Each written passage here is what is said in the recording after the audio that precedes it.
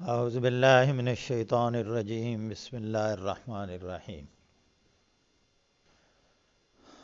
والذین کفروا اعمالہم، وہ لوگ جنہوں نے کفر کیا، اعمالہم ان کے اعمال، کسراب بقیعۃ، سراب کہتے ہیں کہیں صحرا کے اندر جو ریت ہوتی ہے، ریت کا ڈھیر ہوتا ہے، وہ دور سے دھوپ کی وجہ سے چمکتا ہوا ہے اور ایسے چمکتا ہوا نظر آتا ہے اور ایسے محسوس ہوتا ہے یہ پانی ہے وہاں، دور سے اگر آدمی دیکھے نا تو ایسے چمکتا ہے وہاں پانی ہے۔ تو اس ریت کے ٹیلے کو جو دھوکہ دیتا ہے انسان کو، ہوتا ریت کا ٹیلا ہے لیکن وہ چمکتا ہوا پانی نظر آتا ہے۔ تو اللہ رب العزت فرماتے ہیں بقیہ کا معنی ہوتا ہے اوپن جگہ، ہموار زمین، میدان اس کا ترجمہ عام طور پر کیا جاتا ہے کہ کافروں کے اعمال سراب کی طرح ہوں گے کھلے میدان میں، صحرا اور جنگل کے اندر جیسے ایک سراب ہوتا ہے، یعنی بظاہر وہ پانی نظر آتا ہے لیکن اس پانی کی حقیقت یعنی حقیقتاً وہ پانی نہیں ہوتا، بظاہر وہ خوبصورت چمکتا ہوا پانی نظر آ رہا ہوتا لیکن حقیقتاً پانی نہیں ہے۔ تو مطلب یہ ہے کہ جو لوگ کافر ہیں وہ بظاہر وہ کہتے رہیں کہ ہم بہت خیر کے اور بھلائی کے کام کر رہے ہیں، رفاع عامہ کے ہم کام کرتے ہیں، ہم پیسہ خرچ کرتے ہیں، لوگوں کی خدمت کرتے ہیں، ہم جی سڑکیں بناتے ہیں، گلیاں ہم بنواتے ہیں، یہ پیسہ ہم خرچ کرتے ہیں، لیکن اللہ کے نزدیک ان کے اعمال کی حقیقت ایسے ہی ہے جیسے دور ریت کا ٹیلا اور پیاسے آدمی کو ایسے محسوس ہو کہ وہ پانی ہے، یعنی اس کی پیاس وہ نہیں بجھا سکتا، وہ تو ریت کا ٹیلا ہوتا ہے۔ تو مطلب یہ ہے کہ وہ کافروں کے اعمال اللہ کے نزدیک جب ان کو ضرورت ہوگی اپنے اعمال کی، وہ اعمال ان کے کسی کام نہیں آئیں گے۔ کیوں؟ اعمال کام آتے ہیں ایمان کی بنیاد پر جو آدمی کرتا ہے، ایمان پہلی شرط ہے، ایمان کی بنیاد پر اگر اعمال کیے جائیں گے تو اللہ کے ہاں قابل قبول ہوں گے۔ اگر اس کے پیچھے ایمان نہیں ہے تو وہ جو اتنا مرضی ہے نیک کام کرتا رہے، دنیا میں اللہ کا قاعدہ اور قانون یہ ہے کہ اس کو دنیا میں ہی اجر مل جائے گا، وہ تو رب کو رب مانتا نہیں ہے، اپنے خالق کو، اپنے مالک کو، اپنے رب کو ماننے کے لیے تیار نہیں ہے، وہ آخرت کو مانتا نہیں ہے تو اس کو کس بنیاد پر اجر ملے گا؟ تو دوسرا، اعمال کی قبولیت کے لیے ایک تو ایمان شرط ہے، دوسری شرط ہوتی ہے انسان اعمال کرتے ہو اس کے اندر اخلاص ہونا چاہیے، نیت ٹھیک ہونی چاہیے۔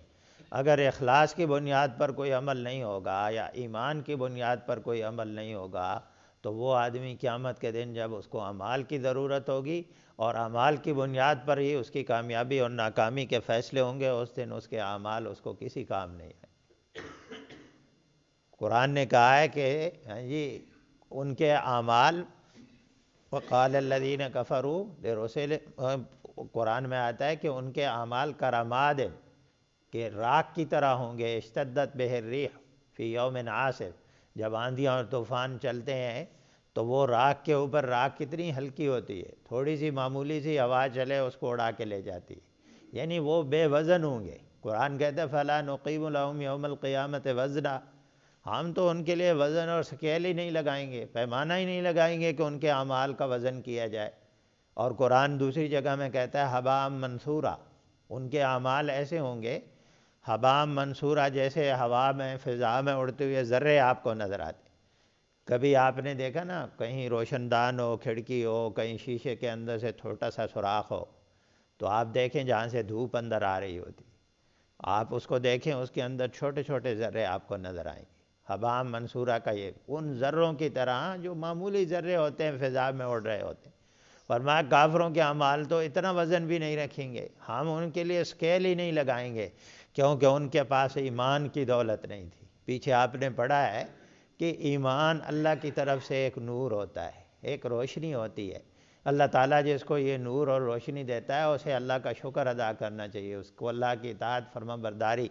تو یہ اللہ رب العزت نے فرمایا کہ کافر اپنے اعمال کے اوپر جتنا مرضی فخر کرتے رہیں، اللہ کے نزدیک ان کے اعمال سراب کی طرح ہوں گے۔ یحسبہ الظمآن ماء، یحسبہ بنا حساب سے ملتا جلتا لفظ ہے، ظمآن پیاسے کو کہتے ہیں، پیاسا اس کو پانی سمجھتا ہے، پیاسا دوڑ کے جاتا ہے اس کے پاس، سمجھتا ہے یہ پانی ہے، صحرا کے اندر پانی نظر آ رہا ہے، وہ سفر کر رہا ہے، صحرا کے اندر ہے، پیاسا ہے، اس کو پانی کی ضرورت ہے، لیکن جب وہ وہاں پہنچتا ہے وہاں دیکھتا ہے تو پانی نہیں ہے۔ جب انتہائی اس کو پانی کی ضرورت ہے، شدید ضرورت ہے،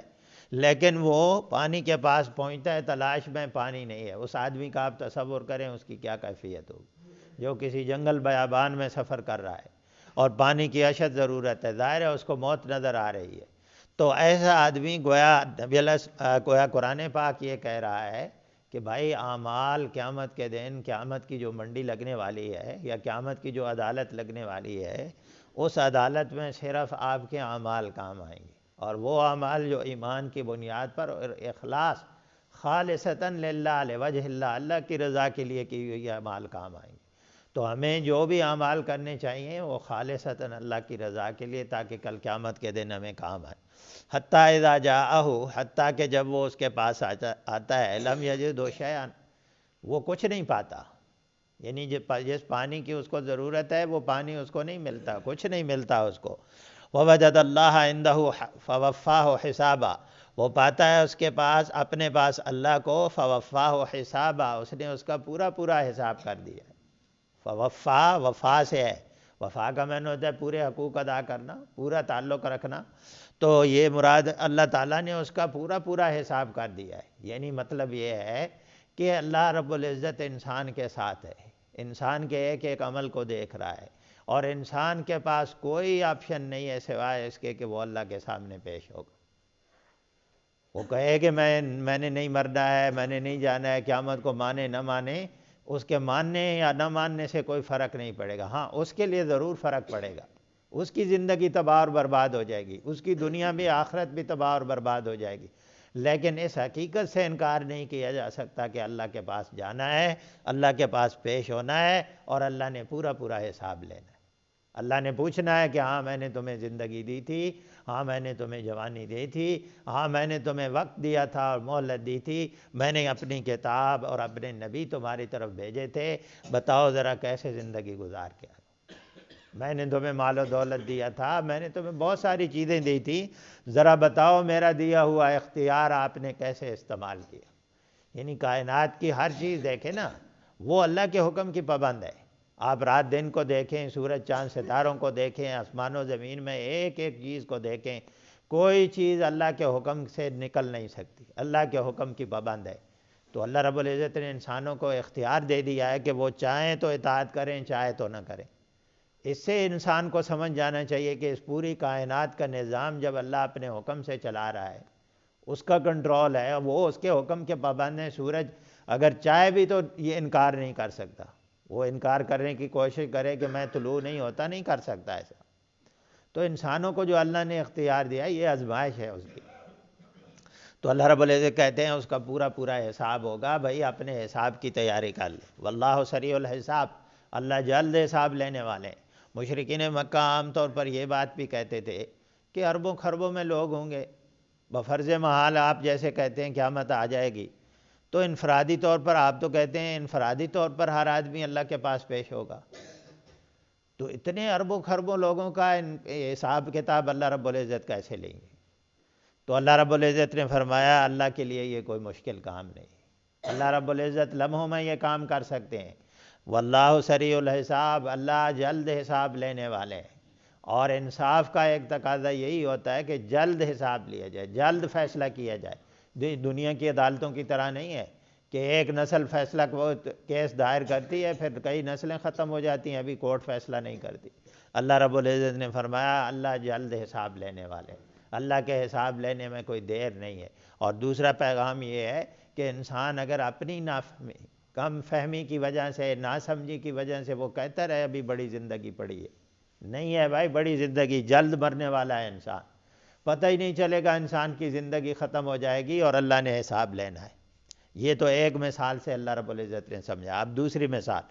او کظلمات فی بحر، یا جیسا کہ اندھیرے ہوتے ہیں، ظلمات اندھیرے کو کہتے ہیں، فی بحر لجی، بحر لجی کا معنی ہوتا ہے گہرا سمندر، بحر معنی سمندر، لجین گہرا، جس کی جو گہرائی ہوتی ہے اس کا اندازہ نہ ہو، پتہ نہ ہو کتنا گہرا ہے، اس کو بحر لجین کہتے ہیں۔ تو اللہ رب العزت نے فرمایا کہ وہ ان کے اعمال ایسے ہی ہوں گے، ان کی کیفیت کافروں کی ایسے ہی ہوگی جیسے سمندر ہو، بہت گہرا سمندر ہو، اور سمندر کے اندر تاریکی ہی تاریکی ہو، اس کو پتہ نہ چلے کہ کدھر میں نے جانا ہے، منزل میری کدھر ہے، کس ڈائریکشن کو میں نے جانا ہے۔ یغشاہ موجن، اس کو ڈھانپ رہی ہو، یغشا کا معنی ہوتا ہے اس کو کور کرنا، ڈھانپنا، موج۔ یہ یعنی سمندر ہوتے ہیں، سمندر کے اندر بھی تاریکی ہے، اس کے اوپر مختلف موجیں ہیں، موج اس کو ڈھانپ رہی ہے، من فوقہ موجن، اس کے اوپر اور موج ہے، یعنی کئی پانی کی موجیں ہیں اس کے اوپر۔ یعنی ایک تو سمندر کی تاریکی ہے، پھر پانی تہ بتائے اس کے اوپر موجیں مار رہا ہے، لہریں مار رہا ہے، اس کی تاریکی ہے۔ ہاں جی، من فوقہ سحاب، اس کے اوپر بادل بھی ہیں، بادلوں کی وجہ سے بھی تاریکی آتی ہے۔ تو اللہ رب العزت فرماتے ہیں کئی تاریکیوں کے اندر وہ گھرا، یعنی ایک مثال کے ذریعے، چونکہ انسان ان چیزوں کو آبزرو کرتا ہے، دیکھتا ہے، مشاہدہ کرتا ہے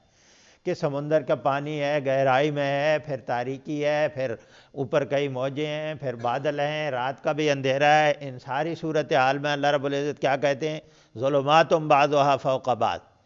ایک دوسرے کے اوپر کئی اندھیرے، ظلمات کئی اندھیرے ہیں، بعضها فوق بعض، ان کا بعض بعض کے اوپر ہے، یعنی ایک دوسرے کے اوپر کئی اندھیرے ہوں۔ تو فرمایا اذا اخرج یدہ، جب وہ اپنے ہاتھ کو نکالتا ہے، لم یکد یراہا، وہ اس کو دیکھ نہیں پاتا، یعنی اتنی تاریکی ہے کہ اپنے ہاتھ کو نہیں دیکھ سکتا۔ ٹھیک ہے جی، یہ اپنی ہم زبان میں بھی لفظ استعمال کرتے ہیں کہ ہاتھ بھی نہیں دکھائی دے رہا، یعنی اتنی تاریکی ہے، ہاتھ انسان کا قریب ہوتا ہے۔ تو اللہ رب العزت فرماتے ہیں وہ اتنی تاریکی میں ہوگا کہ اس کو اپنا ہاتھ تک نہیں دکھائے گی، اسے کوئی کامیابی کی، نجات کی کوئی راہ نہیں نظر آئے گی، کوئی اس کے پاس آپشن نہیں ہوگا، کیونکہ کامیابی کی بنیاد ایمان پر ہوتی ہے، کامیابی کی بنیاد اخلاص پر ہوتی ہے، کامیابی کی بنیاد نیک اعمال پر ہوتی ہے۔ یہ قیامت کے دن کامیابی کی شرائط ہیں کہ ایمان کا نور انسان کے پاس ہو، اور انسان اخلاص کی بنیاد پر عمل کر کے اللہ کے پاس پہنچے، محنت کر کے اللہ کے پاس پہنچے، استغفار کر کے اللہ سے گناہوں کی معافی۔ پیچھے آپ نے پڑھا ہے کہ وہ جو اللہ کے بندے ہوتے ہیں نا، وہ اللہ کے گھروں کے ساتھ محبت کرتے ہیں، اللہ کے گھروں کو آباد کرتے ہیں، اللہ کا ذکر، اللہ کے احکامات کی پابندی کرتے ہیں، نماز کو قائم کرتے ہیں، زکوٰۃ کی ادائیگی کرتے ہیں، یہ ساری چیزیں کرنے والے لوگ کامیاب ہوں گے۔ تو یہ لوگ تو ایسے تاریکیوں میں ہوں گے، ان کو کوئی سجھا ہی نہیں دے گا۔ قرآن نے ایک اور مثال دی ہے، قرآن نے کہا ہے کہ ایک آدمی، فار ایگزامپل ایک آدمی کا بڑا باغ ہو، اور باغ کے اوپر اس نے محنت کی ہو، فصل لگائی ہو، پھل فروٹ اس کے تیار ہوں، فصل اس کی تیار ہے، ان آدمی بڑھاپے کو پہنچ گیا، اولاد بھی اس کی کمزور ہے، اور اچانک آگ آئے اور اس کے باغ کو جلا کے رکھ دے، ختم ہو جائے سب کچھ، فصل اس کی، اس کا باغ، اس کے پھل فروٹ سارے ختم ہو جائے۔ تو اللہ رب العزت فرماتے ہیں اس آدمی کی بے بسی کو دیکھو، ذرا تصور کرو اس آدمی کی بے بسی کا، کہ ایک آدمی بڑھاپے میں چلا گیا ہے، وہ باغ تھا، اس کے اوپر اس نے محنت کی تھی کہ یہ میرے مستقبل میں میرا کام آئے گا، وہ بھی ختم ہو گیا، خود کچھ کر نہیں سکتا، اولاد اس کی کمزور ہے ہی نہیں، یا کمزور ہے، چھوٹے ہیں، اولاد اس کو سپورٹ نہیں کر سکتی۔ ذرا تصور کریں وہ آدمی کیسے زندگی گزارے گا۔ فرمایا جو لوگ، جن کے اندر اخلاص نہیں ہوتا، جن کے پاس ایمان کا نور نہیں ہے، جو دنیا میں محنت نہیں کرتے، اس وقت کو ضائع کر دیتے ہیں، فرمایا قیامت کے دن یہ ایسے ہی ہوں گے، ایسے ہی کمزور، وہ بے بس ہو جائیں گے، عاجز ہوں گے، ان کو کوئی راستہ نہیں نظر آئے گا کدھر ہم جائیں۔ یعنی یہ مشرکین مکہ جو کہتے تھے نا کہ یہ بت ہماری مدد کر دیں گے، اللہ نے فرمایا نہیں، کوئی تمہاری مدد نہیں کرے گا، ایمان تمہاری مدد کرے گا، عمل صالحہ اخلاص کی بنیاد پر۔ وَمَن لَّمْ يَجْعَلِ اللَّهُ لَهُ نُورًا، اور جس کے لیے نہ بنایا اللہ نور، فَمَا لَهُ مِن نور، اس کے پاس نور نہیں ہوتا۔ یعنی ایمان کی توفیق اللہ رب العزت دیتے ہیں، نیک اعمال کی توفیق اللہ رب العزت دیتے ہیں، اور نور اور روشنی کا راستہ اب وہی ہے جو اللہ اور اس کے رسول نے بتایا، اس راستے پر روشنی ہے بھائی، اس راستے پر نہیں چلیں گے تو تاریکیاں ہی تاریکیاں ہیں، دنیا کی زندگی میں بھی تاریکی ہے۔ ایک حدیث مبارکہ کا مفہوم یہ ہے کہ بندہ اگر اپنے آپ کو عبادت کے لیے فارغ کر لے، اللہ رب العزت اس کی ضرورتوں کو پورا کر دیں گے،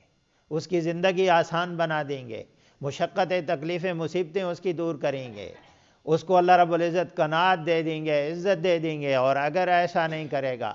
تو اللہ رب العزت فرماتے ہیں کہ میں اس کے ہاتھوں کو مصروفیات سے بھر دوں گا، یعنی اس کی زندگی سے مصروفیات کبھی ختم نہیں ہوں گے۔ وہ بھاگتا رہے گا، کبھی ادھر بھاگے گا کبھی ادھر بھاگے گا، مسلسل کام کرتا رہے گا۔ وہ ٹائم کی شکایت کرے گا کہ ٹائم مختصر ہے، مصروفیات کی شکایت کرے گا کہ نماز پڑھنے کا ٹائم نہیں ہے، قرآن پڑھنے کا ٹائم نہیں ہے، درس میں بیٹھنے کا ٹائم نہیں ہے، مختلف باتیں کرے گا، کہے گا میری زندگی بہت مصروف ہے۔ اللہ رب العزت فرماتے ہیں اس کی مصروفیات میں کبھی نہیں ختم کروں گا۔ جو آدمی اپنے آپ کو عبادت کے لیے خالص کر لیتے، کہتے ہیں میں نے ہر صورت میں اللہ کی عبادت کرنی ہے، اللہ کے احکامات کی پابندی کرنی ہے، اللہ رب العزت فرماتے ہیں میں اس کی ضروریات کو پورا کر دوں گا، اس کے سینے کو، اس کے دل کو قناعت سے بھر دوں گا۔ تو یہ اللہ رب العزت فرماتے ہیں کہ جس کے لیے اللہ نور نہ کرے نا، جس کو اللہ توفیق نہ دے، روشنی نہ دے، جس کو راستہ نہ دکھائے، اس کو راستہ نہیں مل سکتا پھر۔ اس لیے مسلسل اپنے رب سے توفیق مانگنی چاہیے۔ الم تر ان اللہ یسبح له من فی السماوات والارض، کیا آپ نے نہیں دیکھا کہ بے شک اللہ یسبح له من فی السماوات والارض، اسی کی تسبیحات بیان کرتی ہے ہر وہ چیز جو آسمانوں میں ہے اور ہر وہ چیز جو زمین میں ہے۔ والطیر صافات، اور پرندے صافات جو پروں کو پھیلائے ہوئی آپ کو نظر آتے ہیں فضا کے اندر، یہ بھی اللہ کی تسبیحات بیان کر رہے ہوتے ہیں۔ اللہ رب العزت نے فرمایا کل قد علم صلاتہ، یہ ساری چیزیں اللہ ان کی تسبیحات کو، ان کی نمازوں کو، ان کے ذکر و اذکار، صلاۃ نماز ہوتا ہے نا، مراد ان کی دعاؤں کو، ان کے ذکر کو، ان کی تسبیحات کو اللہ رب العزت جانتا ہے، وہ تسبیح اور ان کی تسبیحات کو۔ اللہ رب العزت یعنی کائنات کی ہر چیز اللہ کی تسبیح بیان کر رہی ہے، اللہ کی حمد و ثنا بیان کر رہی ہے، اور اللہ رب العزت ان کی حمد و ثنا کو سمجھتا ہے۔ یعنی انسان کو یہ پیغام دیا جا رہا ہے کہ اے انسان تو اشرف المخلوقات ہے، تجھے تو اللہ تعالیٰ نے بہت عزت سے نوازا ہے۔ وَلَقَدْ كَرَّمْنَا بَنِي آدم، ہم نے بنی آدم کو بہت اکرام دیا ہے، بہت عزتیں دی ہیں ہم نے اس کو۔ ہاں جی، اللہ تعالیٰ نے فرمایا خلقت بِیَدَیَّ، میں نے اس کو اپنے ہاتھوں سے پیدا کیا ہے۔ وَنَفَخْتُ فِیہِ مِن رُوحِی، اور میں نے اس کے اندر اپنی روح پھونکی ہے۔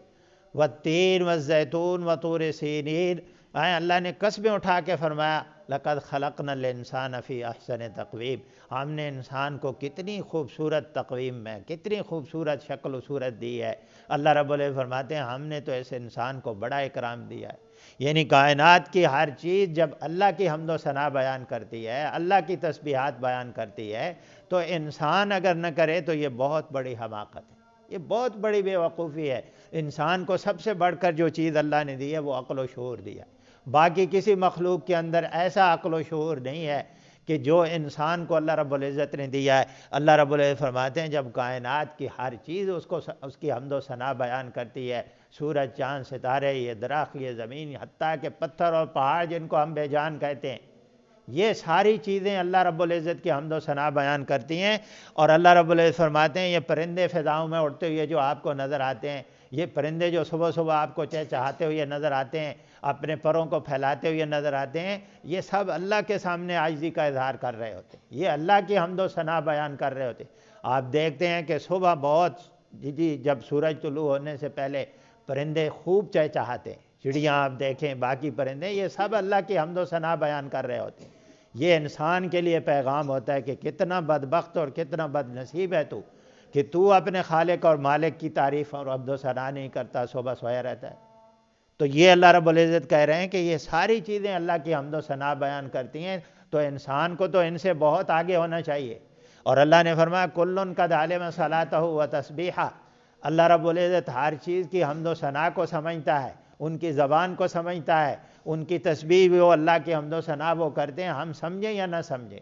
ہر مخلوق اللہ کی حمد و ثنا بیان کرتی ہے۔ انسان کو یہ پیغام دیا جا رہا ہے کہ آپ کو جیسی آپ حمد و ثنا اللہ کی کر سکتے ہیں، جیسے آپ اللہ کی عبادت کرتے ہیں، تنہائی میں کریں،